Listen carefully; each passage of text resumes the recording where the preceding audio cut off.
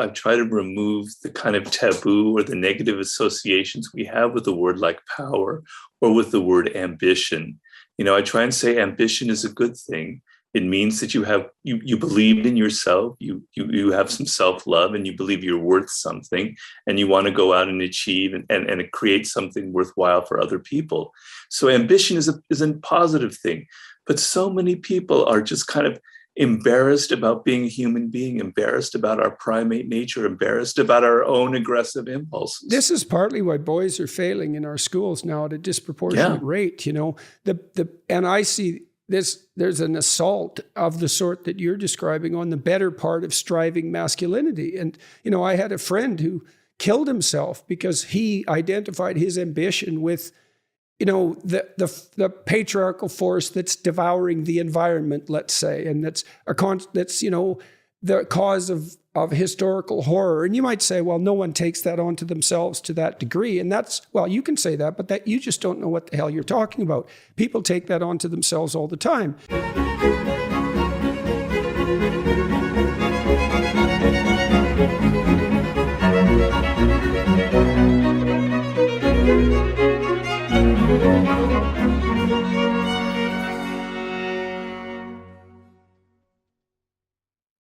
Hi, everyone. I'm pleased today to have with me Mr. Robert Greene.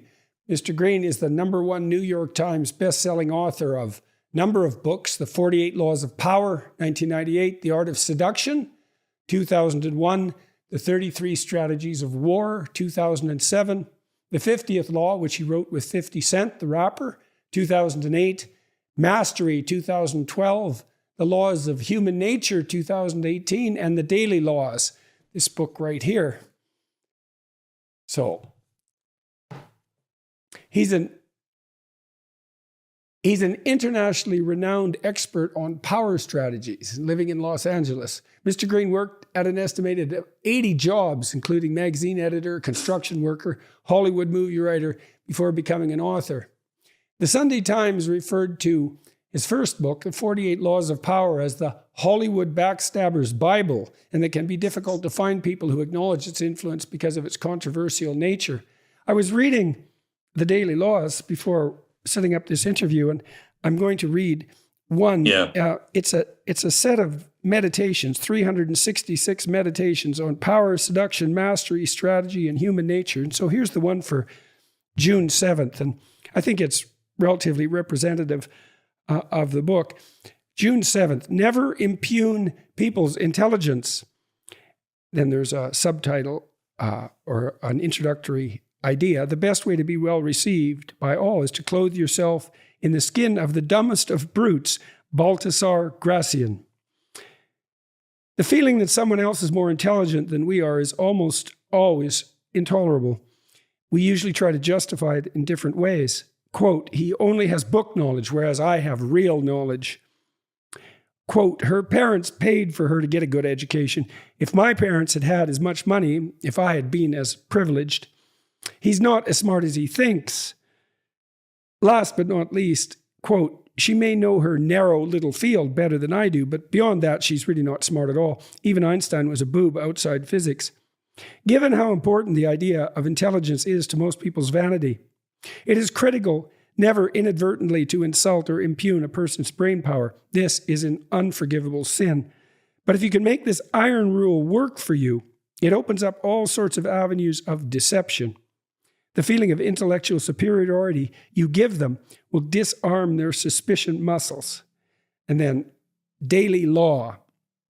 Subliminally reassure people that they are more intelligent than you are, or even that you are a bit of a moron, and you can run rings around them. And this is the 48 Laws of Power, from the 48 Laws of Power, Law 21. Play a sucker to catch a sucker. Seem dumber than your mark. So when I was preparing for this, I was reading these daily meditations, and I was actually shocked. I was really quite shocked by them. I was shocked by that one. Okay. And I was very unclear as a consequence as to your motivations. And so I was thinking, I don't get this. I don't understand this exactly. It's like, This is very deceptive.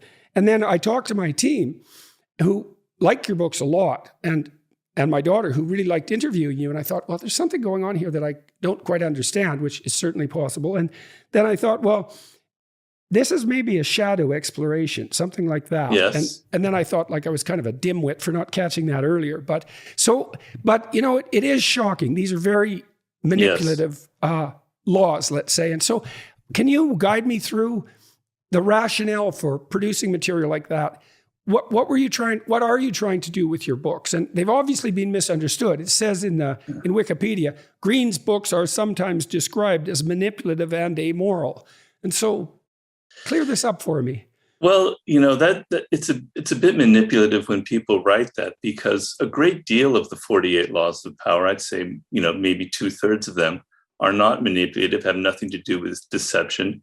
They have things to do with kind of common sense ideas about power, such as being generous with people, such as creating compelling spectacles, such as entering action with boldness and kind of how you present yourself, sort of things about your image and your appearance. But there are definitely some laws that are quite manipulative.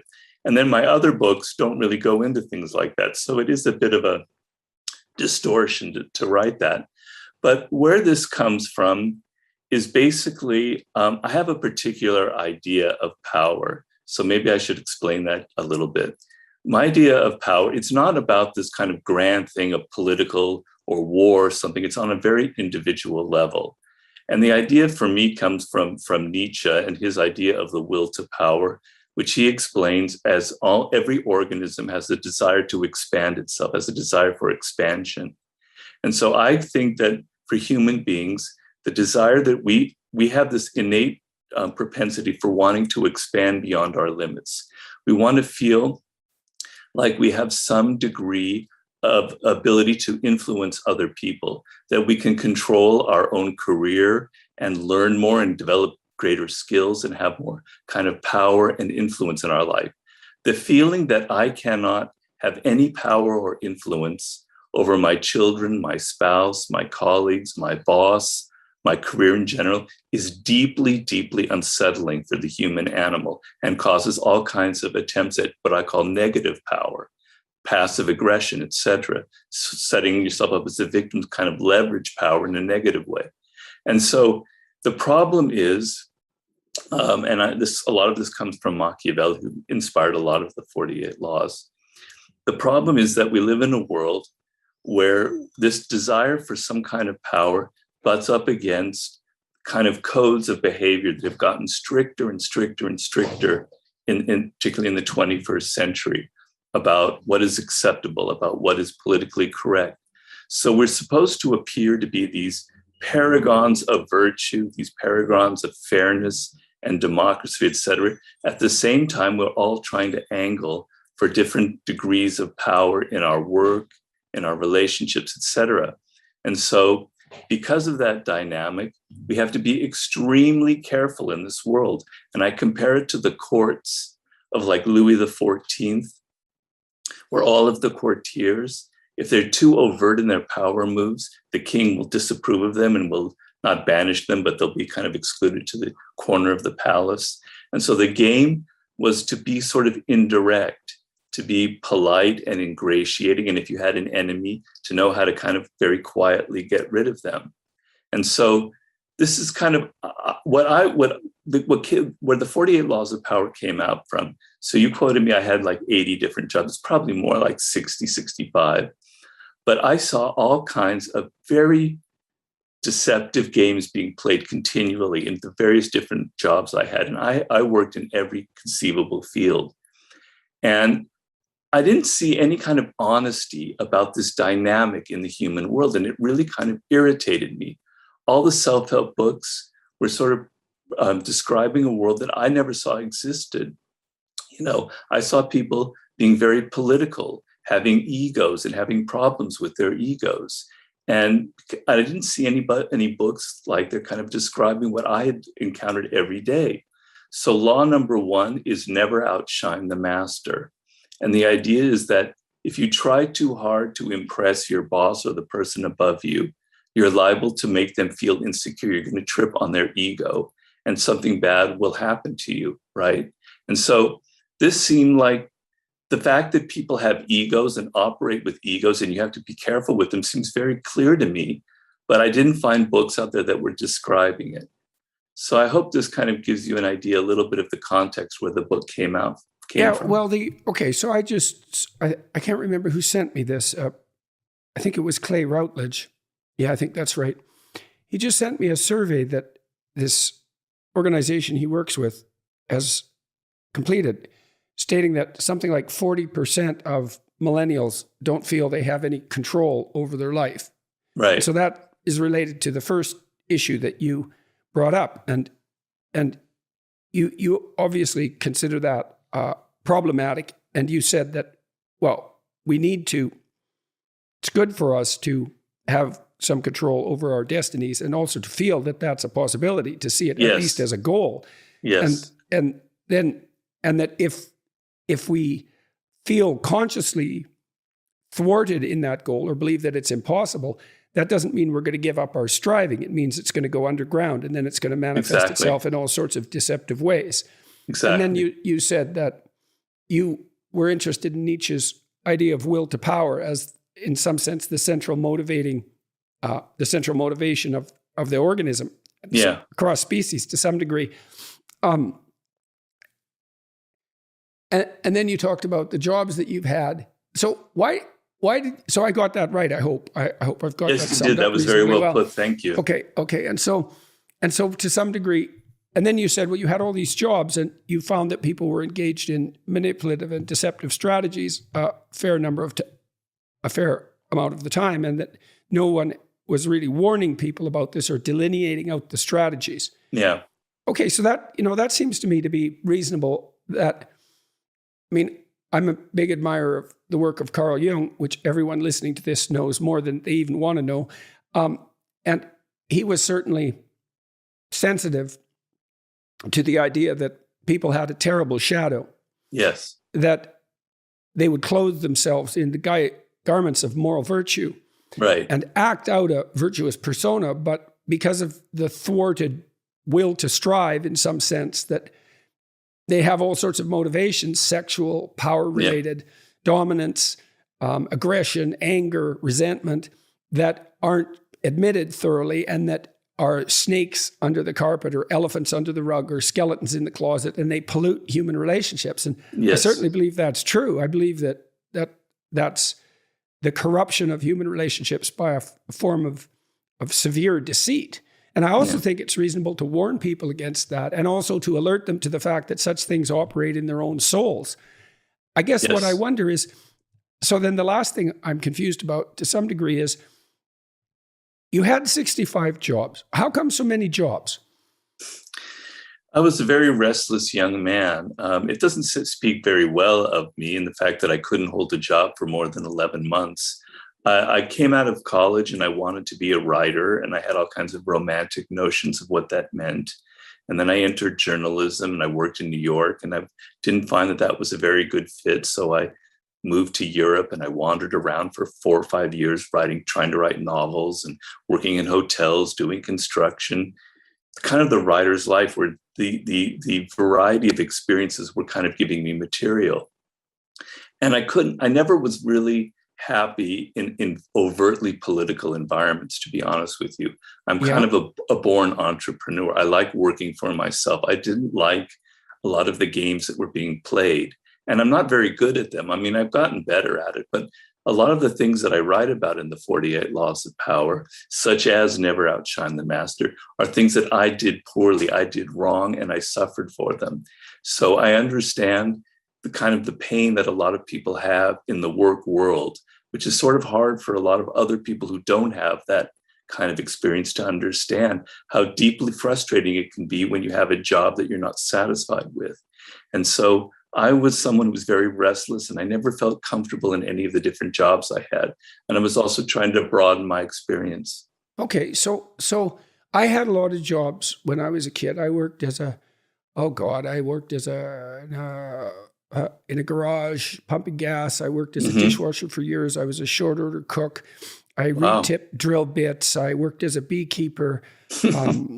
I had a lot of, I worked in a plywood mill, running plywood pieces through a huge dryer. We used to try to light the thing on fire. It was like a block long, this dryer, fired by natural gas. And if you worked really hard, you could stuff it so full it would get crammed up in the middle, and then it would light on fire, and all the fire sprinklers would kick in, and then the whole building, which was like a block square, would fill up with steam. It was God. So anyways, I worked in a lot of jobs, and so, but I didn't. So this is something that's worth getting clear. I liked the jobs a lot, almost all of them, not all of them, but almost all of them. I got along with the people that I was working with. I didn't have the same exactly the same experience that you're describing. And you said that you had a harder time. I don't know exactly. Was it fitting in? You didn't like the overt political elements too. And like when I worked in restaurants, I didn't really experience that. Like I got along with the guys that I was working with. There was a lot of joking around. And it's not like I like political maneuvering. When I got in the university and saw people in bureaucracies, particular, maneuvering politically to attain dominance, I find it absolutely appalling, that underground power struggle. But it sounds like you had a harder time maybe than I did adapting, and that became a conscious puzzle for you. Is that a reasonable way of thinking about it? I think so. It made me think about myself, like maybe I'm doing something wrong. The natural reaction in these situations where things, it wasn't that I hated all of my jobs. Some of them were fun, so I don't want to give the wrong impression. But when mistakes were made and it maybe inadvertently made my boss or someone feel insecure, it caused me like months later to kind of question what had happened, and maybe something I did that was wrong in that environment. And so, I felt, it wasn't that I felt uncomfortable, but I felt sometimes that trying so hard or being good at my job, which was often the case, was often a detriment, which was a very strange realization. Well, that's a really good sign that you need to go get a different job. I mean, I worked with clinical clients a lot, in career counseling. And my sense, one of the things we'd analyze right away was, well, can you actually do your job well and be recognized for it and have a pathway to something approximating success? Or are you around truly toxic people who will punish you for your virtues? In which case, well, let's get your CV together. Let's get you prepared to get the hell out of there and find a place where you can actually thrive. I mean, I had clients who were trapped in jobs. I remember one client in particular, she had been a refugee from Albania, Eastern Europe. That was a rough damn country, man. And then she came, like the worst of the Eastern European bloc countries in terms of poverty and general oppressiveness. And then she came over to North America and got educated. And she ended up working in a bank in Canada. And like she was good at her job and she was smart. And her managers just hated her. And like she sent me an email string one day. It was about 30 emails long that her manager had put together, where the bureaucrats in the bank were discussing whether or not they were allowed anymore to use the word flip chart. I think they replaced it with easel board or some damn thing. Well, the reason for that was flip had been used at some point, hypothetically, as an epithet for Filipino people. And so it was politically incorrect. And it was just, she was just being driven mad by this kind of, what would you call it? Pointless moral posturing. And she was a sensible person and questioned a lot of the bureaucratic stupidity. So my goal in situations like that was to help people figure out how to move laterally and find a place where, their virtues would be rewarded instead of punished. Right. It's very wise. If it can be managed. My experience is, and what I wanted to help people with the 48 laws of power, when these things kind of happen, you get very confused and they create a kind of trauma in your life where you sometimes blame yourself or you wonder, maybe you did something wrong and you become a little bit skittish and you get a little bit afraid in your next job, and these things kind of linger on in your mind. So having some clarity, I don't want to make people paranoid in reading these books. I make it very clear that that's not the point. I want you to be very realistic. But the idea that you could have some clarity that maybe what really happened is that I inadvertently triggered the insecurities of this boss, or maybe there are these strict kind of moral puritanical codes in place, and I somehow violated them. It's not my fault. That kind of clarity can be very, very empowering, I find, in that. That's another kind of motivating device behind the 48 laws. Well, you also make me very curious about your personality. I mean, when I'm talking, I'm sorry, I'm going to, yeah, well, you know, that's okay. I'm a clinician and I snap into that mode sometimes, and I'm very curious about this conversation. I mean, you have a very gentle demeanor and a very soft and kind voice, and you don't look like a harsh person. And so I'm not. one of the dimensions, one of the cardinal personality dimensions, there's 5 of them. You may know this: extroversion, which is a positive emotion, and it's associated with assertiveness and enthusiasm. Yeah. And Trump is extroverted. Definitely. Negative emotion, that's neuroticism, and that's the whole panoply of negative emotions. They all clump together, and people differ in their sensitivity to them. Agreeableness, that's compassion and politeness on the high end, and more like bluntness and competitiveness on the other end. And conscientiousness and openness, which is creativity. You're obviously high in openness. You're entrepreneurial, you're a writer, you're interested in ideas, you're obviously creative. But you strike me as someone who's very high in agreeableness, compassion. That's compassion and politeness. Is that a reasonable I think that's fair. I think that's fairly spot on. I couldn't have thought. Yeah, I agree with you on that. Certainly. Okay. So I mean, people are a little more complex than that. I do have other sides to myself. I do have a shadow side that can be very aggressive and I'm very competitive. So I think on the surface, I have that kind of agreeable personality for various reasons. But yes. Would you describe yourself as compassionate? Empathetic, very much so. Yeah. Okay. So here's what I'm wondering. To a fault, probably. Okay. So I'm very curious about that, because one of the disadvantages of being high in agreeableness is that you're more likely to be a target for disagreeable types. Certainly. And this is a really important notion. So I was talking yesterday, who was it with? I can't remember, but we were talking about, oh yes, it was Andy. No, we were talking about the establishment of this, utopian community in the middle of Seattle. The mayor described it and said, well, maybe it'll be the summer of love, which is extremely naive thing to think, especially because the summer of love blew up.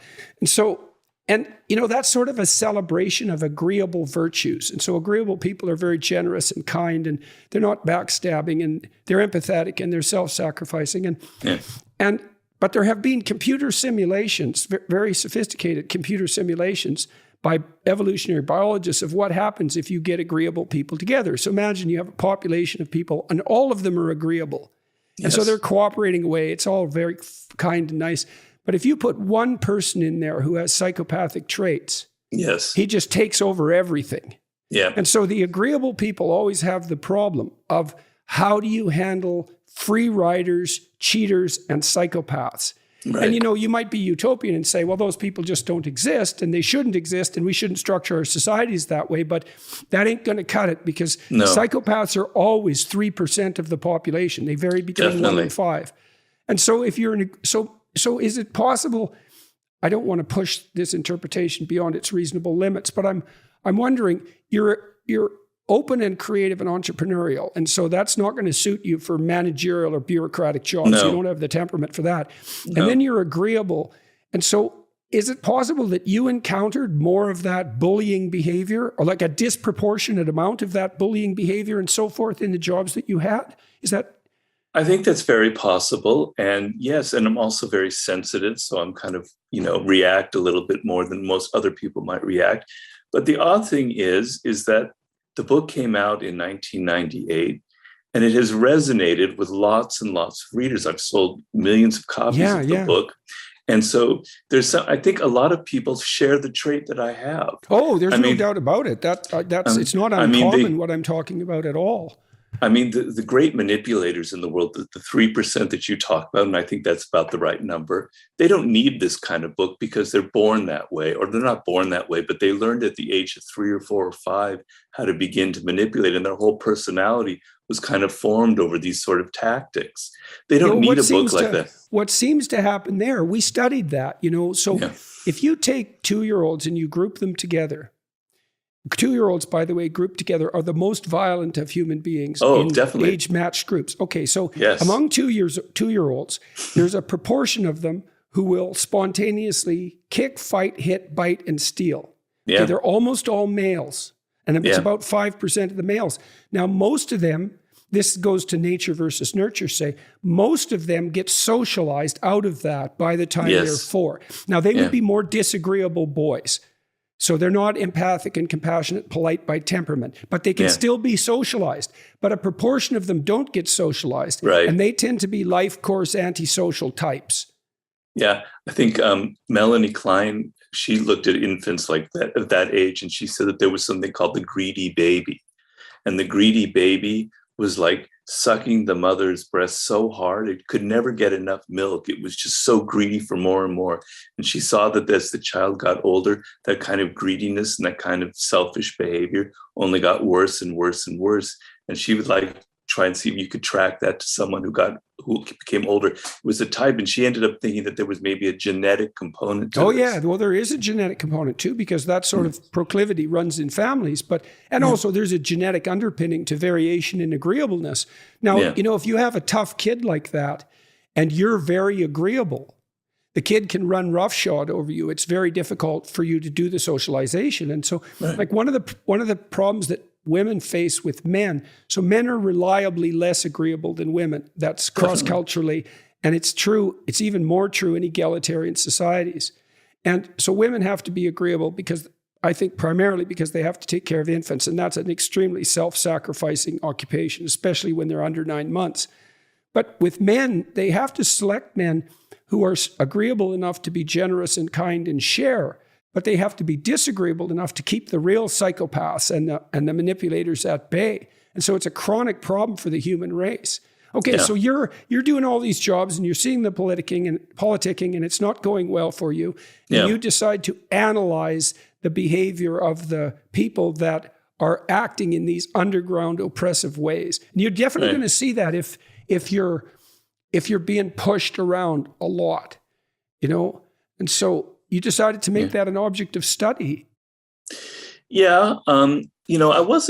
It's not so much that I was pushed around. Some of it was also just observing how other people were being treated. I have this idea that I talk about in the book that, people will always wear the mask of being agreeable and friendly. Even the most psychotic boss will always know how to be somewhat charming and present themselves. But you look at how they treat other people when you're not observing them behind closed doors, and that's when some of their ugly behavior will come out. They kind of hide it very well from the public. So a lot of it was observing how other people were mistreated.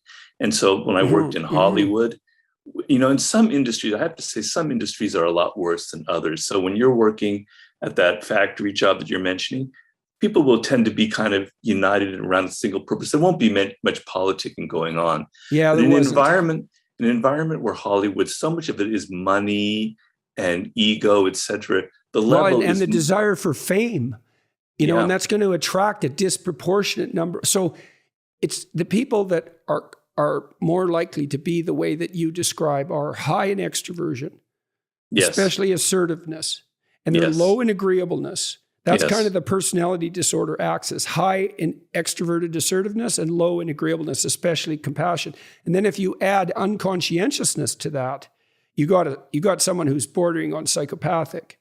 Right. And they could still be high in openness. They could still be creative and intelligent, but they'd be manipulative as hell and callous. Yeah. And I would say that another thing I was going to ask you is, because you worked in Hollywood, and that is a place that invites people who want to make a display of themselves, let's say. And there's some utility in that, right? We want people to be actors. We want them to be enthusiastic and entertaining. Yes. But it's, so is it possible that a lot of this you saw was a consequence of the form of industry that you were involved in, especially in Hollywood? Well, definitely. But after the book came out, my first book, The 48 Laws, it became hugely popular in the hip hop world among musicians, which is why I ended up doing a book with 50 Cent.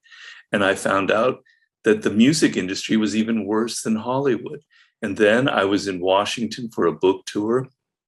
for the 48 Laws. And this woman came running up to me who worked at Voice of America. And she was saying, you have no idea how the 48 Laws of Power exactly describe the environment I'm in. And then I was in a conference with people who were in nonprofits in San Diego. And this woman was saying, boy, you describe the nonprofit work politically. It is so perfectly. It is so political. It's so much about ego. So it's horrible that that's true of the nonprofit world, Well, I mean, that might have to do with that moral posturing, eh? Well, the way I look at it is you had a place like the Soviet Union where your degree of power wasn't based on any kind of statistics. It wasn't that you performed better than others. It wasn't that your economic branch was outperforming others and therefore you were elevated to a higher position. It was pure politicking. It was pure manipulation. How close could you get to the dominance, ruler? hierarchy maneuvering. Yeah. So when you have like a nonprofit world where it's not based on money or results, it's more on you get very political environments like that where there's no kind of quantification of what one is doing superior work than others. Yeah, I talked to Adrian Wooldridge, and he wrote some books on the history of meritocracy. And they're very, very interesting. He writes for The Economist. And that the idea of meritocracy is under assault now. I think the idea of merit per se is under assault. And what Wooldridge has done was look at how societies were structured in the absence of the meritocratic ethos. And so that's in the absence of a belief that there is such a thing as productive competence. And he talked about nepotism, which, by the way, psychopaths practice nepotism. They're not only selfish, they do differentially benefit their immediate kin, and hereditary aristocracy. So if you don't have meritocracy, and if your hierarchies aren't predicated on competence, you don't get a non-competitive utopia. No, not at all. Exactly. You get nepotism and this political infighting, and that is like, it's no wonder that affected you, because that's absolutely toxic. It's just sickening, and it does produce a situation where the worst people torture the people who are competent for their competence. Yeah. It's really ugly. Yeah, and when I came out of university, I went to University of Wisconsin, and I had my degree in classics and literature, et cetera. I wasn't expecting this. I expected that the harder you tried, the better the work that you produced, the more you tried to get results. That's what mattered, right? And then to suddenly be blindsided this, because nobody in our culture tells young people that this is what the world is going to be like. And that's sort of a lot of where this book came out of. I wrote it when I was 38, 39, so I was already a bit older. But your parents don't prepare you for this. Schools don't prepare you for this. University certainly doesn't prepare you for it. In fact, it leads you to believe the opposite. And so you enter the work world, and if you're entering a place more like what we're describing here, not like what you were describing, some of the jobs you had, you're blindsided. You had no preparation for it. Nothing prepared you for it, and you don't know how to react. Well, if you're naive in that manner, two things happen. And I was naive, yeah. One is that you're much more likely to be exploited. That definitely happens. The other thing is you're much more likely to be traumatized, because trauma sort of occurs in proportion to how much of your belief it demolishes. And so if you have a too positive and too naive view of the world, and especially if you encounter someone malevolent, they can really do you in psychologically. Yeah. And they often will too, because, well, they have their reasons. And so. Yeah. Yeah. I can remember, I had a job in journalism, and I wrote this article about Italy, and I thought it was a great article. And then the editor brought me in for lunch, and he was like having his second or third martini, and he started to tell me that, Robert, you're never going to be a writer. You don't have the discipline for it. You're just too wild. You don't communicate to the reader, et cetera. You need to get out of this business. It's not for you. It was very painful. And then in looking back at it, I think he had set me up for this. I think that he had kind of commissioned this article knowing that it was going to have some problems with it, et cetera. And that he was deliberately setting me up in this situation so that and I think a lot of it came from envy. Well, envy is a bad one, and envy and resentment, man, those are corrosive. They're soul and culture destroying emotions. When I worked with my clients, we talked a lot about resentment, a lot. And I had kind of an axiom, which is, well, if you're resentful, there's only one of two things going on. One is you're whiny and neurotic, and it's time to grow the hell up and take some responsibility. Right. And so you got to ask yourself that. And the second is, someone is taking advantage of you, and you have something to say or do that you're not saying or doing. And so we try to sort out which of those it was. And then if it was that they had something to say or do to stand up for themselves, for example, Certainly. then we just strategize like mad. So I had one client, for example, I really liked her. She was smart, man. Very, very, very competent, honest, hardworking, conscientious, diligent, attractive lawyer. Yeah. And she'd moved firms, and those firms can be pretty cutthroat. They're full of prosecutors. What do you expect, right? Right. And one guy, when she went into the firm, basically swiped her biggest client through a series of manipulative actions. Right. And, kind of lulled her into a false sense of security, sort of started to cooperate with her, and then shunted her out. And then when she started to complain about it, he started distributing rumors that she had mental health issues. And it was absolutely awful. So we spent about 6 months strategizing how to deal with him. And so it was successful, and I love doing that sort of thing. It was such fun helping people who are being bullied by... I do. Yeah. I do the same thing as well. Yeah, I'm sorry. So why do you think this was so popular? Or you said the music industry was particularly pathological. At least this is the reports you got. So why do you think that is? Do you have any theories about that? And then why do you think your books got to be so popular among, rappers, say? Why do you think the music industry is the way it is? I mean, do you think there's something specific about that industry that lends itself to that kind of corruption? Yes, and I've had a lot of people give me the same kind of feedback. There's a lot of money around, right? Huge amounts of money around, and producers of music are they have a very exploitative kind of model of business, which is they seduce a first-time artist with a lot of money, but the contract is, and eventually they own all of the work, etc. So it was a very exploitive business model, particularly for African-American musicians who were historically very exploited. And so it's like Hollywood, where so much of it is about pleasing people and having the right demeanor. So 50 Cent, who I wrote the book with, he said, he dealt crack on the streets of Southside Queens. He was a hustler at the age of 9. He saw everything, but nothing prepared him for the kind of Machiavellian games that music industry people would play. Right, you want to take a straightforward criminal over a psychopathic manipulator any day.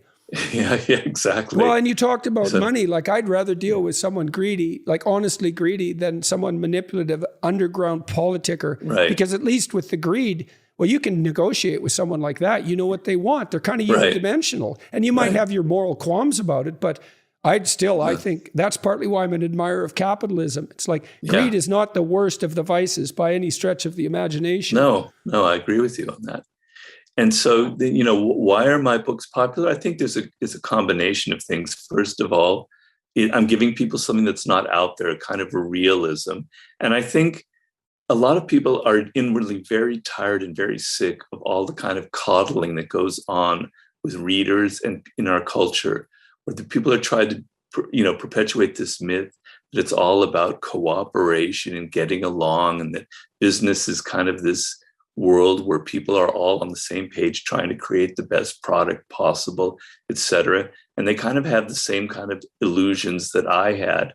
And so the harshness of the book that first kind of shocked you sort of excites people. It appeals to their shadow side, if you will, and that shadow side is very much repressed in our culture. And I think artists and writers and people who produce work that kind of vents some of that shadow, some of those darker emotions that people have, it has a very attracting pull on them. So I think that's part of the reason, because there's a kind of a notoriety around the book, and people almost feel like it's something naughty when they have it. And so I think that's part of the appeal of it. So I have a friend, he's a really good friend of mine, and I've known him since I was in college, and he's a tough guy. I mean, he grew up in under rather poverty-stricken circumstances in northern Alberta, really on a frontier piece of land. Like, it had only been broken 50 years before by his father, who was a longshoreman and an ex-military guy. Good guy, his father.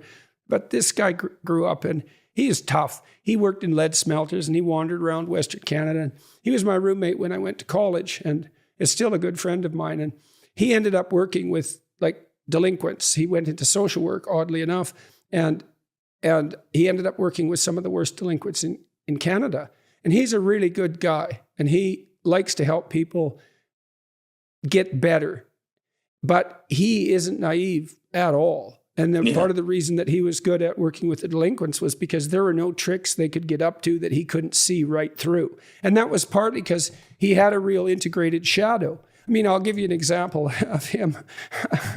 So one day, I was living in this town called Grand Prairie, and it was at the height of the oil boom. And so it was a rough town, and there were lots of rough bars in it, and lots of young men in there with plenty of money and they'd come in for 3 days after being out in minus 40 weather, working on the oil rigs, and they were ready to party, man. And we had a party one night in this kind of frat house that I went to college in, and way too many people showed up, and some of them were real troublemakers. And we had a table that was pretty full of beer bottles and vodka bottles and so forth, and one guy just went over and like tore the leg off and knocked the table over, and then a bunch of us got together and chased them all out. And this friend of mine, he said, "Oh, they'll be back." And so he went upstairs and he put on some steel-toed cowboy boots. It was just like a bloody Western. He came marching down the stairs. And just as he entered the living room, there was a big knock on the front door. It was these hooligans coming back to cause grief. And he just didn't break stride. He opened the door.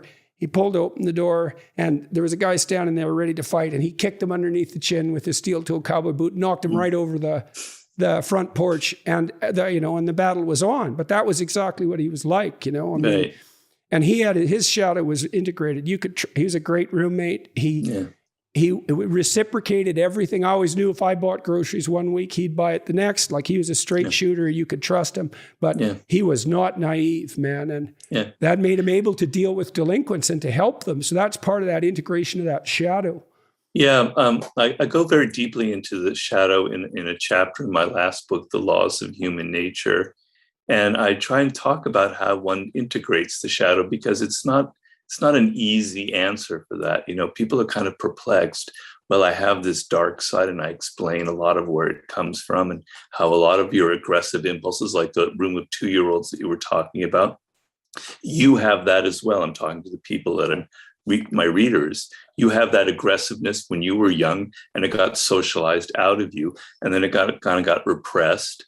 And it's like a lost self that lives inside of you and is screaming to come out. How do you integrate it? And so the main thing is you have to be aware that you have this shadow side. You can't run away from it. You have to acknowledge that it exists. You almost have to embrace it in a way. A good parent too does everything he or she can not to repress that. Like, what you want to do with children is you want them to be forceful. You want them to have some power. Exactly. You want them to integrate that capacity for aggression into, well, let's say, lucid conversation. You want them to be able to stand up for themselves in family discussions. If you just punish them for being aggressive, let's say, for talking back or something like that, you don't guide that into more sophisticated development. You see this in schools too now. When my kids went to school, this was so dumb. We had a rule in our house, which was, you don't have to follow stupid rules. That's a good rule. But if you get caught, you have to put up with consequences. So one rule was, the school had, not only could you not throw snowballs, you couldn't make them. And so they were trying to, exactly, you should shake your head, that's for sure. It's like, because their answer, and this was all politically correct nonsense, non-competitive games. We're only going to play non-competitive games. It's like, first of all, I studied Piaget. Yeah. A hockey game is not competitive exactly, because in a hockey game, no one brings a basketball. Everybody plays hockey. So that's cooperation. And then on the team, you have to cooperate. And like, if you're the star, but you never pass, you're just a dumb son of a bitch. You're not the star.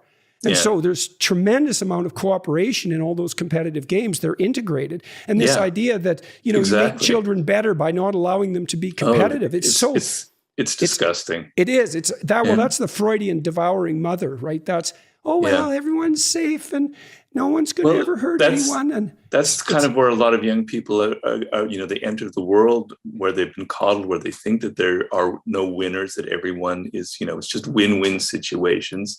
And that's where they get really shocked by the realities of the world. So all this coddling and this idea that there doesn't have to be a winner. We don't have to get prizes for first place. Everybody should get a prize. All you're doing is setting your children up for massive, shocks when they enter the world and they see that it's not like that. Yeah, and then they get disillusioned and depressed, or traumatized by it. I mean, when my son's hockey team in his school, they won the city championship, which was a big deal, and the school was pretty happy about that. To his credit, so was the coach. But the principal, who was this authoritarian empath, she was an awful person, I thought. Authoritarian empath. That's empath. Yeah, well, yeah. She used like moral that, virtue as a club. Yeah. Oh, and it was, well, there's plenty of those people around. Yeah, and she said, well, really, today we're all winners. And the coach had exactly. No, it is sickening because my son was just appalled by it. But the coach had enough guts. He said, no, the hockey team won. And it's not like the kids in the school were jealous. Some of them were, obviously, but most of them were really happy, like you are when your sports team wins. And most people are generous enough so that they're able to celebrate someone else's victory without. And that's the same. I saw this with birthday parties. I just bloody well hated this. It's like, well, every child gets a gift bag. It's like, no, they have their damn birthday. Every child doesn't need a damn gift bag. And this same naive, treacly, and it's authoritarian too, because it imposes this kind of view of the world. It's like, no, it's this kid's day to be special. That's why we're celebrating this kid. The rest of them, if they can't take that, it's like, there's something wrong with the way that they've been treated and attended to. Well, a lot of my books, I've tried to remove the kind of taboo or the negative associations we have with the word like power or with the word ambition. I try and say ambition is a good thing. It means that you believe in yourself, you have some self-love, and you believe you're worth something, and you want to go out and achieve and create something worthwhile for other people. So ambition is a positive thing. But so many people are just kind of embarrassed about being a human being, embarrassed about our primate nature, embarrassed about our own aggressive impulses. This is partly why boys are failing in our schools now at a disproportionate rate. And I see there's an assault of the sort that you're describing on the better part of striving masculinity. And, I had a friend who killed himself because he identified his ambition with, the patriarchal force that's devouring the environment, let's say, and that's the cause of historical horror. And you might say, well, no one takes that onto themselves to that degree. And you can say that, but that you just don't know what the hell you're talking about. People take that onto themselves all the time. And then they start to identify the best part of them that strives forward with the destructive impulses of humanity. And they're so ashamed because they can't do anything good then, but in principle, he tried to be as inoffensive and harmless in every possible way as he possibly could. And it just sucked all the life out of him. You end up turning that aggressive energy on yourself is what ends up happening. And that's maybe leads to suicide, the ultimate kind of self-aggression. I know that I personally have, as I said, I definitely have a shadow side. I'm very aggressive and extremely competitive, and I have a lot of anger. So a lot of those experiences in my youth made me very angry. But the way I kind of integrated my shadow, I'm not saying this is a model, but the way I integrated it was through my books. I kind of, that anger kind of seeps through the material that I write. And I find I can only write when I have that kind of anger, but I don't rant. I don't yell and kind of put people down. I kind of channel it into something productive and something creative. And so to me, I definitely do that when I'm lecturing. And people have commented, some of the people who've criticized me that I'm an angry person, and which isn't true, but it's definitely that anger, that capacity for anger definitely is something that gives you force, and it can push, and anger definitely. So psychophysiologically, so imagine that this is obviously a thought experiment. Imagine you're chasing a cat with a broom. Well, the cat's going to run from the broom. But if you corner the cat with the broom, it will attack you, even though it's just a cat. Well, and the reason for that is that fear will facilitate either freezing or escape. Right. But sometimes fear isn't the right response, and anger will suppress fear. And so one of the tools that we have at our disposal psychologically is anger as an antidote to the terror that would otherwise freeze you. And you can integrate that. That's, if you have some justifiable moral outrage, let's say something really annoys you, or I shouldn't say that, deeply violates your sense of moral propriety. I don't mean trivial things. Then the fact of that forceful response can motivate you to do things. Well, it does for me for lecture, but certainly to write. It takes a lot of energy to write, man. You need all those sources of energy if you're going to be able to do it. And even to turn it on yourself, to discipline yourself, It's like I had to grab myself by the scruff of the neck when I was a young guy to sit down, God damn it, and write. And there's a force that's necessary to, especially if you're open, because you're all over the place, if you're creative, to get yourself to sit down and focus. Yes, that's right. Yeah. And, some of that anger, I think Jung talks about this, is that dark side contains a lot of energy. It contains a lot of power. Those 2-year-olds that are kicking and screaming, that's all this kind of force behind it.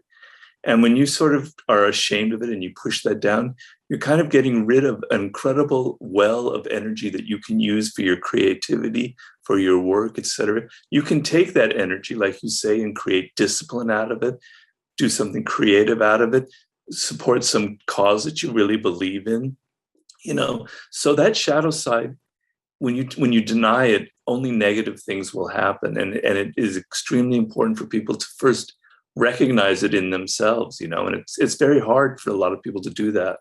Well, I found, like I said earlier, that one of the best ways in there is resentment. You watch yourself because if you're resentful, you're feeling like you're being victimized and mistreated. It's like, okay, well, maybe you are. Okay, and you think there's no anger in that resentment, so you're not looking hard enough. If you watch your fantasies, for example, if you're resentful and you watch the fantasies that flit through your imagination, like you might not want to attend to them because they can be so brutal. Right. But because if someone is oppressing you genuinely and you're not standing up for yourself, then there'll be these compensatory fantasies. Yeah. So one day I'll tell you a story about that. So one day I'd been renovating my house and it took a long time. And the neighbors, this house was a complete derelict and it was a semi-detached, like really a derelict. It hadn't been touched since like 1927. It had gas fittings in the upper floor. It needed to be completely gutted. And so we gutted it. And my daughter got sick at exactly the same time, really sick. And so it was stressful and difficult. And the neighbors they called the city on us. They did everything they could to make it difficult, even though they were attached to us and wanted to sell their house. So we probably added like $25,000 to the value of their house because it was no longer attached to a derelict. And then just as we were finishing, my sister and her husband came to visit, and I was making tea for them, and I closed the cupboard. So it clicked, and the neighbors banged on the wall. And then that night I couldn't sleep, and I had really been pushed to my limit by these people. And I had these visions in my mind of burning the damn place down. And I thought, oh man, if you're starting to think about burning the place down, you should probably go say something. So I put on my parka and I went outside about 6 a.m. and I just waited for them to come out. They never did, but I went and knocked over on the door and I said, I was making tea for my sister last night. And I closed the cupboard. You didn't happen to bang on the wall because you heard my cupboard closing, did you? And they said, yeah. And I said, okay, look, if you bug me anymore, I'm going to cause you so much trouble you cannot possibly imagine it. Yeah. And I meant it. It was like, because I knew what was brewing in the back of my mind. I said, because I was done. It was like, you want a war? You have no idea what you're getting into. And so they backed into the kitchen, and like 2 hours later, they came over and said, oh, we're sorry and we won't do it again. But what we did was the mistake you talk about. We backtracked continually trying to please them, and every time they complained, we did what they wanted because we assumed we were dealing with reasonable people. but we weren't. And the only way to stop them was with a show of force. It was like, you want to be malevolent? You want to play that game? It's like, okay, no problem. But, you know, and things went more smoothly after that. And that's a good example of, well, paying attention to those fantasies, because I thought I better like deal with this straightforwardly. Otherwise, I'm likely to do something stupid. Right. That's the other thing you got to watch. If that builds up inside you. Exactly. Yeah. And a lot of times I look at people in the public eye who get caught doing something really stupid, like you say, and their first thing will be, well, that wasn't me that did it. I don't know what came over me. That's not who I am. But that is exactly who you are. That is the person who has been carrying this resentment and this kind of inner anger, but not acting upon it. And then suddenly they do something really stupid, like having an affair with a 21-year-old, or you know, they just caught doing something. Yeah. So I watch people with their children a lot. Hey. Yeah. And so when my son was a pretty assertive kid and tough, like he had a real will, and you know, when he was 9 months old and starting to crawl around, I taught him what no meant. And what no means is stop doing that, or something you don't like will happen to you. That's what no means. Right. And so when he was 9 months, he was starting to take books off shelves and get into the plants and so on, because he was starting to crawl around. And so to teach him what no meant, I just grab his leg when he wasn't doing something that I didn't want him to do. And, you know, he would squawk and bitch and complain, and I'd say, no, no, no. And I just hold him until he gave up, and sometimes he would cry. And the reason he was crying is because he was frustrated and angry that I was mucking about with him. It's like, fair enough. He wanted to go explore. And, you know, fair enough, kid, you want to explore. But you can't tear out the plant and get dirt all over the rug. And you can't go into the electrical cords, you know, like, no. And no. And so I had done a lot of behavioral training by that time. And by the time I did that for, say, 6 or 7 days, and soon as if I just said no, he would just stop, and sometimes he would cry. And then the week later, if I said no, he'd just stop. So it took like 2 weeks, And then I knew that if I said no, he would stop. And so then I could let him explore. I could give him a lot of freedom. And then I'd have people come over to my house with their 2-year-old or 3-year-old. And because they had never taught the child what no meant, they never gave, because they didn't want to impose on their freedom, let's say. They couldn't give the child any freedom at all. They had to wander around behind them all the time because they never knew what the child was going to get into. And so then you start to hate your child, right? Because instead of having a bit of free time and just being able to say no to this kid while he's playing around on his own and giving him some freedom, you're just nonstop monitoring this child, and you're mad because you don't have a life. And we had another couple come over, and they had 2 kids that were like 4 and 5, and they were just horrible. We sat down to eat. We wanted to have a conversation, and we put a basket of bread out, and the kids just grabbed the bread and they ate all the centers out of the bread. And the parents were all embarrassed about it, but they didn't do anything to stop it. And, you know, in their minds, they thought, well, aren't we permissive and nice, and we never say no to our children? But they didn't notice that they actually hated their children, because how could you go to someone's house and you want to have a conversation, you just met them, and your children embarrass you to death, and you think you're not going to get resentful about that? Right. And you think you're not going to take, and so here's how people would take it out on their kids. So imagine that happens. Now you go home and you're pissed right off, but you're not going to let yourself know that because you're such a nice person. Then your child goes off and draws a picture. Maybe they put a lot of work into it, Then they come running up to show you. And that's a real good time to give them a pat on the head and say, look, isn't that great? But you're pissed off because you were embarrassed. And so you look at it and you think, and that's all you have to do. It's like, that's not really worthy of my attention. You don't have to say anything mean. You just have to not attend in this manner. And then you got your revenge. And you think you won't do that, man. You know nothing about yourself. And you know, you read in the paper sometimes, these mothers or fathers, they do something brutal to a child. And I know I know how that happens. It's like no disciplinary strategies in the house. The kid is driving the mother or father crazy. You know, and then maybe the mother or father, they're hungover one day, and maybe they just broke up with their boyfriend or girlfriend, and maybe they got, you know, hell from their boss, who's a tyrant, and they haven't stood up to them. And the kid does the wrong thing at exactly the wrong time. And maybe he's actually pretty good at that by then. And it's like, out comes Satan himself. And all hell breaks loose. It's like, I wouldn't do that. It's like, yeah, there's almost nothing you wouldn't do. You just don't know yourself very well. Yeah.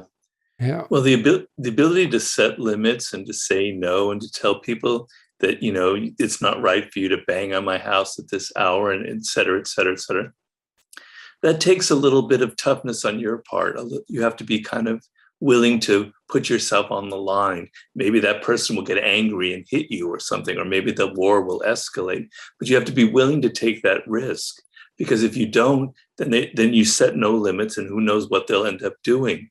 But a lot of this permissiveness is people are just basically afraid. They're afraid of any kind of confrontation. Yeah. They're afraid of any kind of conflict. And through conflict and confrontation is how you actually grow. It's actually how you develop as a person. Hey, so here's a cool stat. This is really interesting, man. So there's been some great work on what behavioral markers predict divorce in couples counseling. Really solid work. Okay, so here's one predictor. When the couple is talking in front of a therapist and one of them or the other or both roll their eyes, there's like a 95% chance they're going to be divorced within 6 months. And that's contempt. They've become so disconnected because they don't communicate, because the resentment has built up that they now have contempt for each other. But here's another cool fact from that research. So if you have people track the number of positive and negative interactions with their partner, you can calculate ratios, and then you can see what the ratio is that lends itself to the successful maintenance of a relationship. And so you might think, well, the more positive interactions, the better. And that's kind of true. So if it falls below 5 positive to 1 negative, the relationship is in danger. But if it rises, 5 to 1.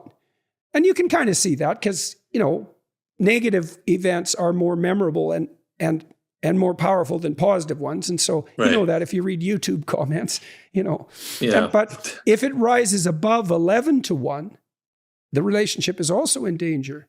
And you could imagine that what you want in a relationship is, well, you want support and love, and you want most of your interactions to be positive, but you want your partner to slap you now and then when you're being stupid. Right. And then if they don't, out comes your inner tyrant, right? You're just going to dominate them if they don't push back. And so if you have any sense too, if you have a partner, you want to encourage them to put limits on you, especially if they're a little more timid than you temperamentally. It's like you don't want to run roughshod over them because they know some things you don't. Right. But it's so cool that it's above 11 to 1. So that means too much positivity is the death knell for a relationship. And you want someone with some spark, right? It's like, well, what if I push you a little bit? Even teasing. Yeah. You want the person to be able to push back a bit. And you have to be able to accept it as well, because some people probably in those situations can't stand any kind of criticism. They're so fragile that if the other person pushes back, it kind of escalates into a battle.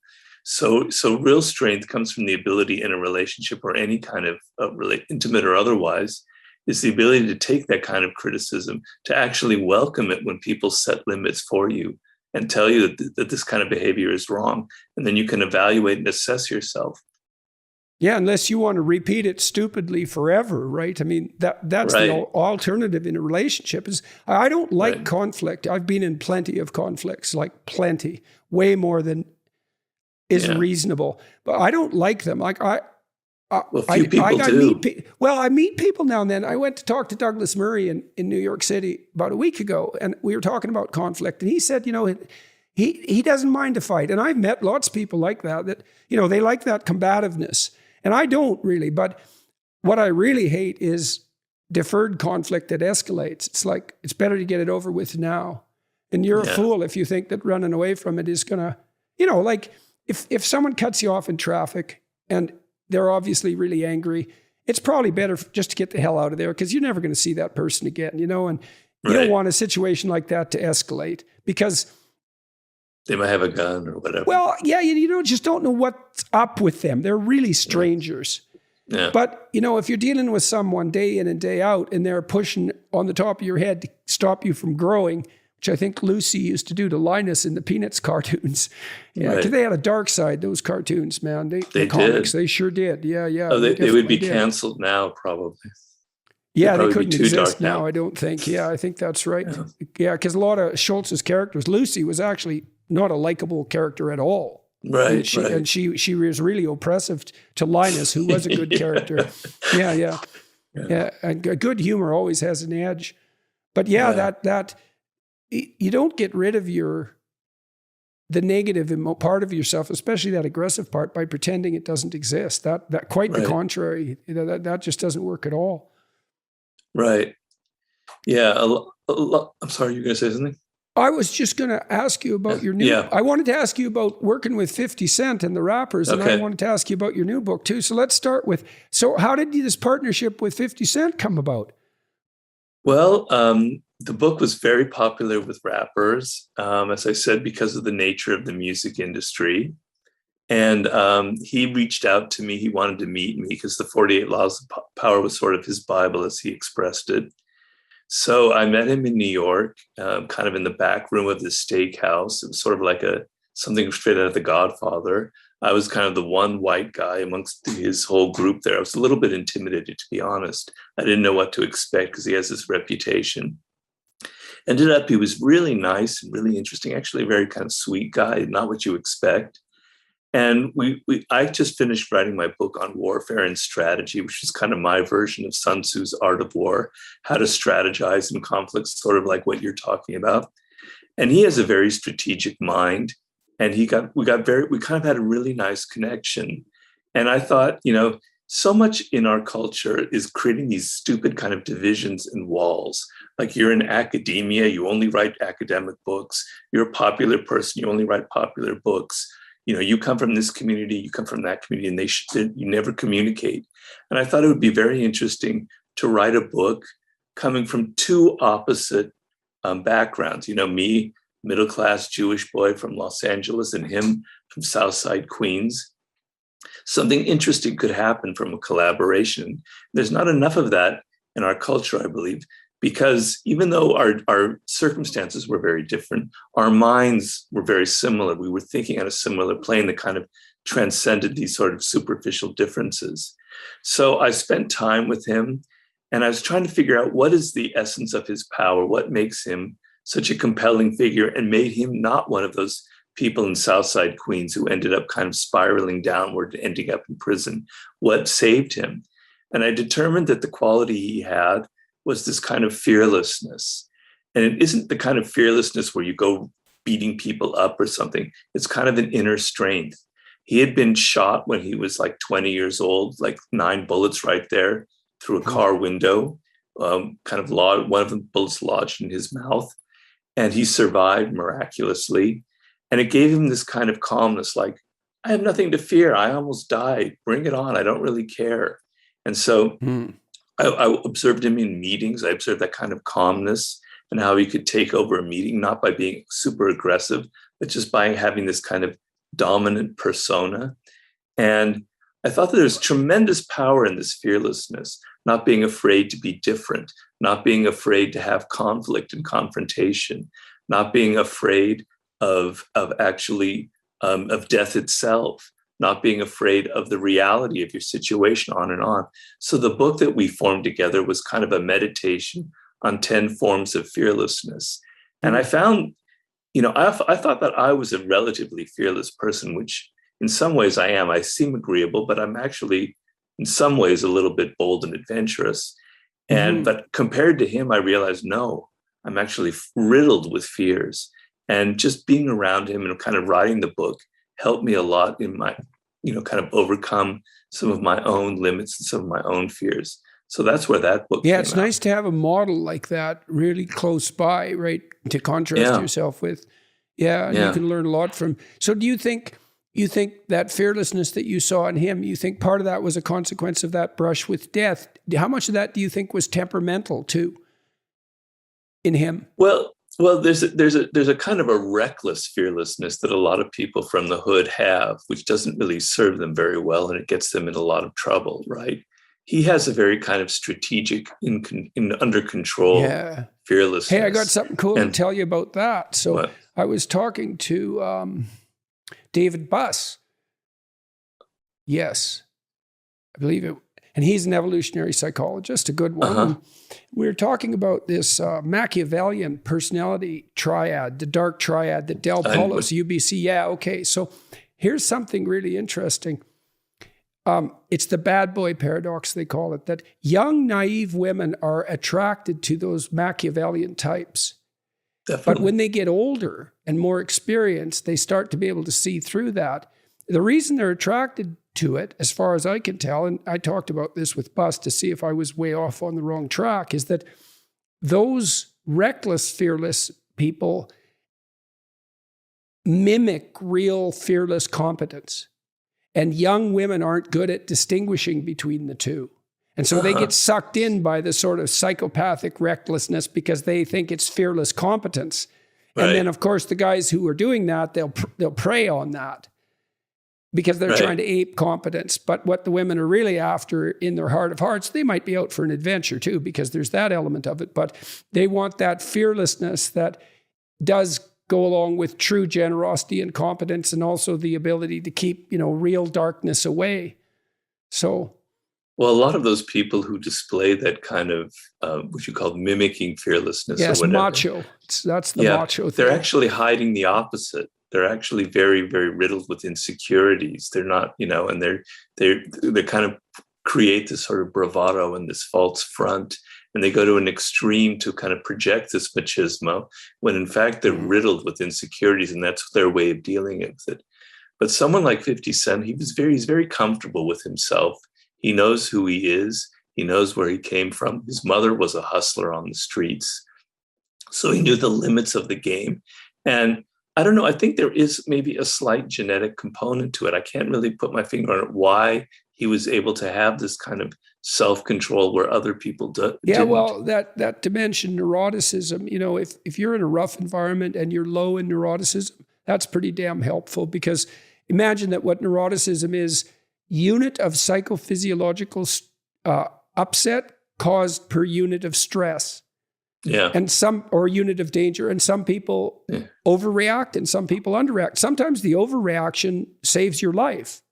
Sometimes the underreaction gets you killed. So it's not like there's a clear answer. So there's variability there. Some people are much more calm, not volatile. They don't withdraw temperamentally. And that's a more masculine temperament, by the way. Yeah, I agree. But if you're raised in a really rough environment and you happen to be emotionally stable, that's the opposite of neurotic, let's say, then you're just not going to be as affected by it. And that can be a real blessing. So, and then I'm also interested in that, you said that you channeled a lot of your shadow, let's say, into creativity. Did you see the same thing happening with 50 Cent? Oh my God, his music is incredibly aggressive, and that's and to an extent it's kind of violent. And I must admit, it really appeals to me. So when I was writing, why? That's cool, because it's so interesting that so many rap fans are young white guys. I know. Yeah, but that's really psychologically interesting, right? Because if they've been coddled and their ambition has been squelched and everything about them that's aggressive has been shamed out of existence, that's part of that attraction of that dark fantasy, right? And then they see that aggression manifesting itself, and in a creative form in rap. It's not surprising that they're going to try to imitate that. It's part of that desire to bring that shadow out of the shadows and into the light. Well, I wasn't really, I was a little bit different in that I kind of understand, my own anger. I wasn't so much coddled, but what I really enjoyed about his music is it just seemed very real, and kind of the beat kind of catches you up in a primal sense, and kind of the aggressiveness just seems very direct and very refreshing, by the way. And you could tell, I say in my book, Mastery, that by a person's style, by how they write a book, by how they put language together, or the music they create, reveals something very, very deep about their character, about who they are. And so a lot of rap kind of comes across as sort of false, like someone is trying really hard to have that kind of thug persona, and it's not real. But it really smelled authentic with him. And the fact that he'd been shot and nearly died, just kind of added to that aura. But there was something very real about it, and very authentic, in a culture where so much isn't real. I think that was the deep, deep appeal in a primal sense of 50s music. And when I was writing the war book, I was trying to get myself in a martial mood to write it, I would actually listen to his music to kind of put me in the mood to write some of the chapters. That and Beethoven. What do you like from what Beethoven do you like? What pumped you up? Well, when I was a kid, one of the first albums, I was first kind of raised on classical music. Then I got into jazz and rock and everything. But I got a collection of his 9 symphonies. And God, there's a kind of an aggression and violence, like to the 5th Symphony and the 9th Symphony. It just kind of, like they used in Clockwork Orange. There's something so overwhelmingly powerful about it, right? It just, you can't. The choral section in the 9th is like that. It's so the Ode powerful. to Joy. Yeah, and it's so, isn't that so interesting that the Ode to Joy has that primal aggressive force? And it makes joy, is, in the naive sense, it's, well, you're happy. It's like, no, this joy is that integrated, terrible power that you definitely hear in superb music. Yeah, yeah. And when that choral bit kicks in, it's just overwhelming. It's like a blow and makes you tingle. It's so exciting. And I've heard it maybe 1,000 times since then. And it still affects me the same way. And now when I'm driving somewhere and I have to get myself in the mood, I'll still put the 9th Symphony on. And some of the other ones work as well. It's like encountering the terrible force of good. You think about Moses in the burning bush, or Jacob wrestling with God. It's like, well, why is it a burning bush? Why is it terrifying? Why do you wrestle with God? Why do you get hurt? It's like, well, because good in its full force has this integration of power. And it's no wonder it terrifies people, because it just burns everything away in comparison. Right. Yeah, I mean, a lot of the new book that I'm writing about, which is the Sublime, as I'm talking about, it's a combination of 2 emotions of both kind of pain and pleasure, of excitement and fear at the same time. So you're confronting something that kind of intimidates you, but is so awesome that you can't, you're just overwhelmed. And the confluence of 2 emotions, opposing emotions at the same time, is very, very powerful for a human being.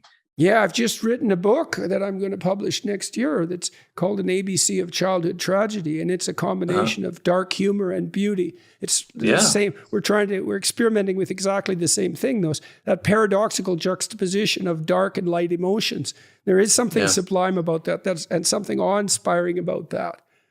I guess it's part of bringing what's dark into the light, or subsuming it under the light, maybe. So why the sublime? What are you pursuing there? And what's the reason? The ultimate in sublime is, to me, so the way I look at it is, being a human being and being socialized is a kind of a world. There's a limit, a circle that we have to live inside, certain codes and conventions that we have to abide by. And we all do that. And the codes and conventions for 5th century BC China are not the same as what we have now, but there's still that limit. And what humans are attracted to what lies beyond that limit. It's just part of our nature. It's a first part of it.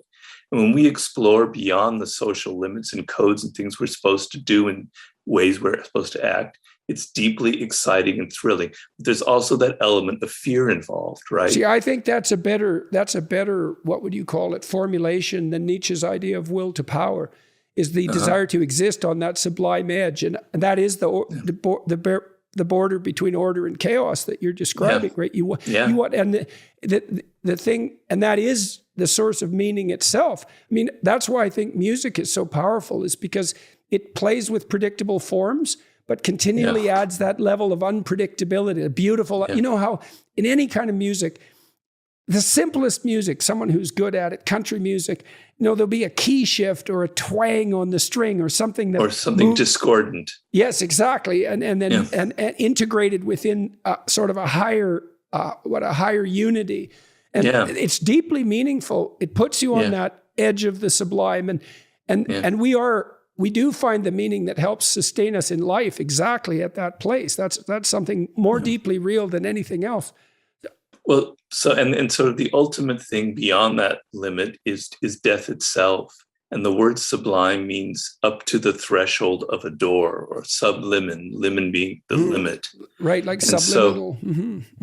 And so I I've been meaning to write this book for 15 years and I got distracted. But then about 3 years ago, I nearly died myself. I had a stroke and I came, just an inch away from dying myself. I was driving my car. And so some of the experience, the near-death experience, and what it kind of taught me and how it sort of remained with me 3 years later, and how I kind of feel it in my bones, and how it's altered how I look at the world and everything around me, is to me the kind of the ultimate sublime experience. So now, unfortunately, I'm able to write about this in a way that's actually very personal and experiential instead of just purely intellectual. And why, unfortunately? Because of the price you had to pay for it? Yeah, the price is I can't take a walk. I can't do the swim. I can't do the things that I used to love. So, I'm kind of, I can, I'm functional. I can walk around the house, but I can't take a hike and I can't do my long distance swimming or my mountain biking or anything like that. So I paid a price, but I'm alive. Yeah, and it was so interesting that it was in the aftermath of that devastating experience that you decided to turn particularly to the sublime. Yeah. Well, it's because I've been wanting to write the book for a long time, and I knew that it has to do a little bit with the feeling of death, and I don't understand that. So why make that as? I'm not disputing it. I just don't understand. You talked also about 50 Cent's brush with death, but why does the sublime, in your estimation, why is it tangled up with the idea of death? Well, because there's a that limit, and experiencing the limit gives you that sense of excitement and fear at the same time. Well, death is the ultimate limit. And to have gone up to that door and glimpsed to the other side and literally felt it in your bones and literally feel your bones melting away as you kind of go into a coma, is like I went up to that door. I actually peered inside of it. Now, other people have had much stronger near-death experiences. Mine was more of the milder sort, but still I peered as far as near-death experiences go, well, it was relatively minor. Well, my coma lasted an hour or something. Some people, they're that's nothing, man. Experts, they have comas for like 3 years. Well, okay, all right. I could have had a more intense near-death experience, but it was pretty intense. Yeah, it sounds like it was sufficient.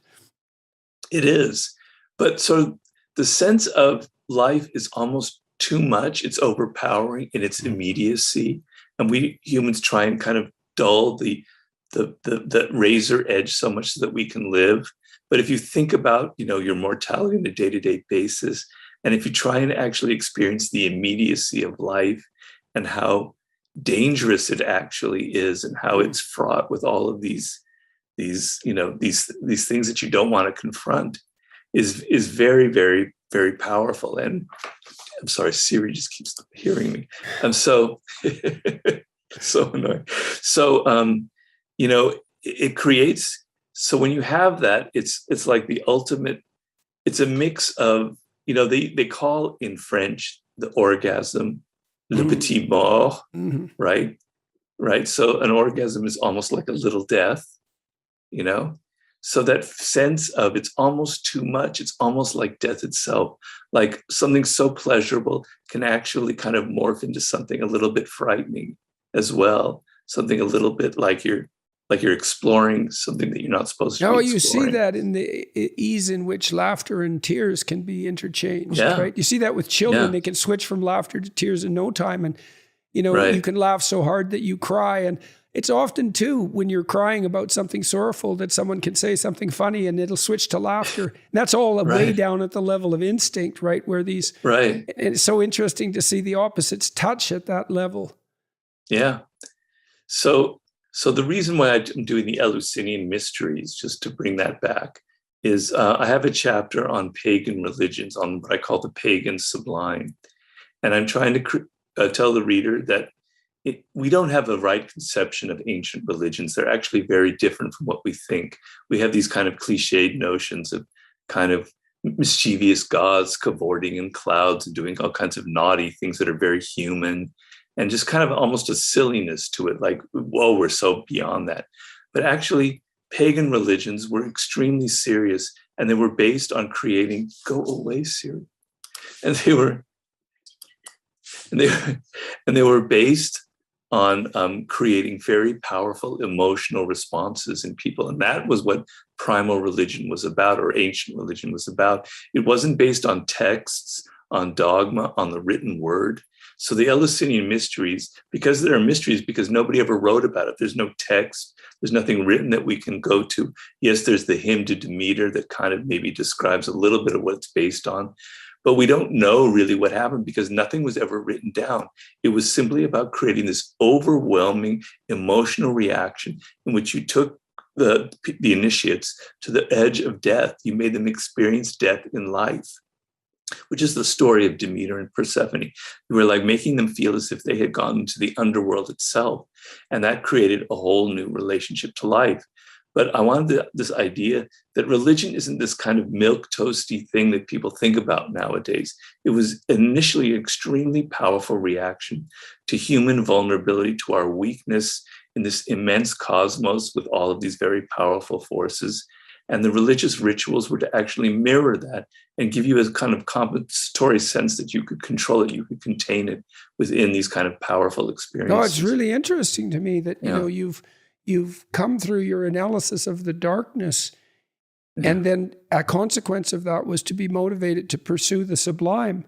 You know, it's in the little stamp that I'm using for these kids' book, which I'm doing with this illustrator named Juliette Fogra, who's a real genius in my estimation. We made a stamp, and the motto on the stamp is "Through the darkness into the light." And, wow. You know, and there's this old idea that if you look into the darkness enough, you'll find something that compensates for it, right? And that emerges out of the darkness that's greater and more powerful than the darkness. And that part of the looking into the dark side of you yourself is you find the power that enables you to deal with mortality.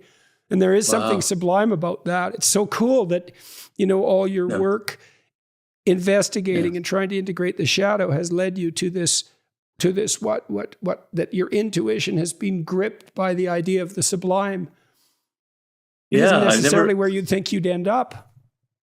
Well, yeah, a lot of the impetus for the book is another little bit of anger as well, because I always have to have some anger in order to feel the impulse to write and just discipline myself. And my anger now is about how people's worlds have become so tight and so banal and so limited, where they're just kind of disappearing into their phones, and their world is just sort of programmed for them by Facebook or social media, and they're sort of told what they're supposed to think, and they're kind of programmed. And at the same time, you know, what science is discovering about the universe and about where we live and about who we are is just so insanely mind-blowing. It's just absolutely it's sublime, in my opinion. And yet so many people are just living like as if they're sleepwalking, as if that, you know, I talk in one chapter about the unlikeliness of any of us being alive, any of us actually being here right now on Earth, and how just to be who we are, the odds against it are like 8 trillion to 1. I mean, even more than that. But people aren't thinking about this. They're not aware of the awesomeness of just the fact of being alive, of the cosmos as it evolved, as things on Earth evolve the way they are. And so I'm kind of angry a little bit about how people are just not aware of this. That anger, again, that's, you know, one of the things I did as a clinician is to help people find their purpose was to help them find out what they're angry about. It's like, well, what's your problem? You know, you say that to someone, what's your problem? But actually you want to know. It's like, because if you have a problem, then, because there's lots of things you could be bothered about, but you're not bothered about by all of them. Right. There's something that stands out for you as, you know, something that violates your sense of moral propriety, let's say. That's your problem. You think, well, I don't want to have a problem. It's, yes, you do. You want to have your problem, and then you want to go try to solve it. And if you're looking for meaning in your life, it's like, well, what bugs you? Well, I'm annoyed at this and that. And you know, it's pretty naive and low resolution and formulaic to begin with, but you could zero right in on that. And then you find the purpose of your life. And that's it. That's in that anger. It's in that anger, at least to some degree. Yeah, and as I said, I can't write without it. I don't know why. Every day I have to feel a little bit of pinch of it, or like a little bit Yeah. of edge of that knife in me. And sometimes, Yeah, well, you have to be. That's right. I mean, I find when I'm sitting down to write a chapter, because it's hard to sit down and write a chapter. is. It's a lot of work, man. And, writers always whine about that, but it is hard to do. It's hard to do. It's as hard as clinical work, which is the hardest work I ever did. And so, Wow. but I have to be, it's like, there has to be a reason for this, to get me going to do it. It has to be important. And that means it has to be dealing with something weighty. And if it's weighty, it's going to act, it's going to call out of you all of your emotional responses, including certainly including anger. Certainly that's a tremendous form of energy. Well, I don't know if you have the same experience, but I read so many books for my research, et cetera. And that's the main thing that I fault them with. There's no kind of energy behind it. There's no human behind it. There's no voice that's kind of screaming out why they have to say right. this. Screaming out is exactly right. That's a great book, Screams. Like Solzhenitsyn's Gulag Archipelago. That's like 3,000 pages of screaming anger. It's like you sustained screaming anger for 3,000 pages. It's unbelievable. It's unbelievable. It's like being caught in a windstorm reading that book. Yeah. And that's no wonder that greatness is terrifying. Yeah. Yeah. And that's kind of channeling the dark side in some ways. Yeah. Definitely. Yeah. Well, I mean, that man brought down a totalitarian state, at least in part. It's like you have to have a lot of force, and you think that it's not going to be anger in part to push back against. That's all that kind of petty tyranny that you were talking about in its most, what would you say, most rigidified and universal form. And one man, who decided he was going to tell the truth and harnessed that passion to his words, changed the world. Yeah. Yeah. So I don't know if I'll have that kind of effect. I'm sure I won't, but that's sort of, I want people to, I kind of want to spark a sense of almost the religious awe without an organized religion behind it. Because I think we have changed a lot in thousands of years, but there's something in our nature that kind of craves those kinds of experiences, and nothing in our culture is providing it. It's the definition of crave. I don't think nothing. Music does. Yeah. Music does, man. Music does. And that music was such a mystery for me when I was a young psychologist. Like, music is meaningful, and you can't argue the meaning away. Like, it's invulnerable to criticism. Isn't that so cool that there's a source of meaning that's invulnerable to criticism? And then it's this harmonious interplay of beautiful patterns, predictability and unpredictability, and the integration of passion and movement, right? Because it compels movement. Think of people dancing to a Strauss waltz, right? They're harmonizing themselves with the sublime patterns of the world. That's music. Right. It's something, man. And it's no wonder young people are so desperate for music, because that's where we have the sublime in our culture. Well, that's where they go to things like raves or astral world and concerts like that. They want that kind of collective experience, that you used to get from like initiation rituals or kind of things in pagan times. I remember once I was in Nicaragua. I was a journalist. I was covering the revolution, the civil war going on. And the Pope was visiting Nicaragua at the time. It's 1984, I believe. And there was like 100,000 people crammed in this one square.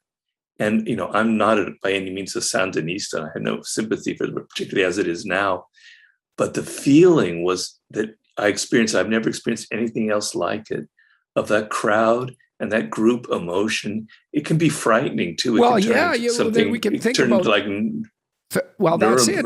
Well, that's it. That's the thing. The Nazis were unbelievably good at bringing that up, right? And so you might say too that if we can't figure out how to harness that force in a positive way in our culture, we pretend it doesn't exist. It's going to come up in these underground ways because the craving for it is so deep. And the Nazis were masters of spectacle and fire. They were really good at that sort of thing. And Orwell was courageous enough to point that out. He said, well, we don't have anything with that power to combat that terrible, dramatic evil. But you do see it in a concert. You do see it in that collective. Well, you said you saw it in relationship to the Pope. And hopefully that's something good. or at least it's certainly a lot better than Nuremberg. Yeah. And to think that we don't need that, or that that's just superstition, that's extraordinarily naive. Yeah. I know. I agree. Yeah. Yeah. Well, look, it was really good talking with you, man. Very nice talking to you. I really enjoyed it. These are things I never get to cover in all of my hundreds of interviews. So I'm very, very grateful for it. I've explored territory that I've never explored before. So thank you. Yeah, isn't that fun? Yeah. Yeah, Unusual experience for me. Yeah, I enjoyed it a lot, man. Yeah. Sorry, you were going to say something? Your Maps of Meaning was a very important book for me. I read it actually to help me with my war book, believe it or not, for your notion of conflict and integrating internal conflict and external conflict. So I just want to thank you and let you know nobody knows about that because I haven't really spoken about it, but that book was very important for me. Well, thank you. I'm amazed you read it. It's a hell of a slog, that book. 600-700 pages. And I can't honestly say I don't think I understood everything in it, at least at the time, but it was a very amazing book. Well, thank you very much. I'm glad to hear that. And it took me, I wrote that book. It took a lot of anger, man. I wrote that book every day, 3 hours a day, every day for 15 years. Jesus. Yeah. Wow. I had to put my hands around my neck and say, you sit, God damn it, you sit down and write this goddamn book. I had to quit drinking. I had to quit having fun. I know. Believe me, I know all about that. It took me 5 years to write my last book. I can't imagine what 13 years would be like. But yeah, I know all about that. Well, good luck with your book on the Sublime. I'm looking forward to it. Let's talk again. Thank you very much. Let's talk again when you want to, but maybe when it comes out, that would be good. I really like and I'm really curious about how you integrate your investigation of the Eleusinian mysteries. I talked to some interesting people about that recently. And I know I had already written the piece when I heard them speak, and then I changed some things because I realized some things I'd written were inaccurate. But what I try to do in that is I create a character, a woman who's going to the mysteries and what it was like from her first person account. It's fictional, but I'm trying to actually, give her a history during the plague in the 1420s and then go into the mysteries and what it would feel like subjectively to be in there. Yeah, I had a vision once that the shamanic experience was an antidote to icy northern totalitarianism. So many people are going to the jungle now, to the Amazon, to use ayahuasca and that sort of thing. And that drug use, that hallucinogenic drug use was tied up with those primordial religions in some profound way. We don't understand any of that even a little bit. No. And of course, the Eleusinian mysteries probably had that drug element as well, because the drink they had was either mushrooms or ergot or opium, poppy seeds. So it's been demonstrated that all kind of pagan cultures had some kind of drug thing going on. And so. All right. Well, good luck to you writing this book. Thank you. And it was a pleasure talking to you. And I certainly am much more clear about everything that you've been doing. I'm so glad I decided to talk to you. And me too. Yeah. I hope I brought a little bit of clarity there. Oh, absolutely. And it was a really good discussion. Thanks again. Thank you so much again. Say hello to your daughter for me. I will do that, definitely. Okay. Yeah, she's a big fan, and so is my producer, Eric. Oh, Eric? Yeah. Is this Eric? Yes, this Eric. Oh, I had no idea. Hey, Eric, you can come big in fan. now if you want. Yeah, big fan. Big. Yeah, well, I was all shorted out when I was reading the Daily Laws. I thought, I don't know what to do with this. It's like, it's this, what the hell's going on here?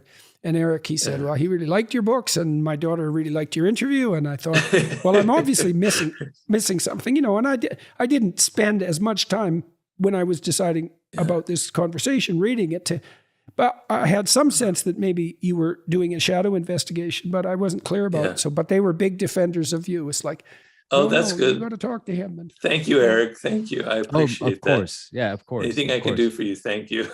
No, absolutely. Eric, why were these books helpful to you? Oh man, fuck. Good question. That's tough. There's been a few points in my life where, so I was a fighter. That was my first career choice. I was a mixed martial arts fighter. And so to me, knowing, like from reading the 48 Laws of Power, it's very similar to jujitsu. So when I got into business, it was like, oh, I've seen this behavior before because I've read this book and I understand this. So it started as like a very interesting, it started just as an interest, like, oh, this seems cool. I think I saw you on Tim Ferriss's show or something like that. And when I started to see those things come into play, it then like completely hooked me, and I got all the rest of the books. And so it prepared you.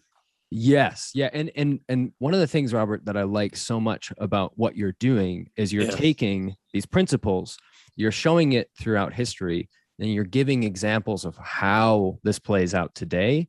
And so it's like across the entire spectrum of what type of thinker is reading it.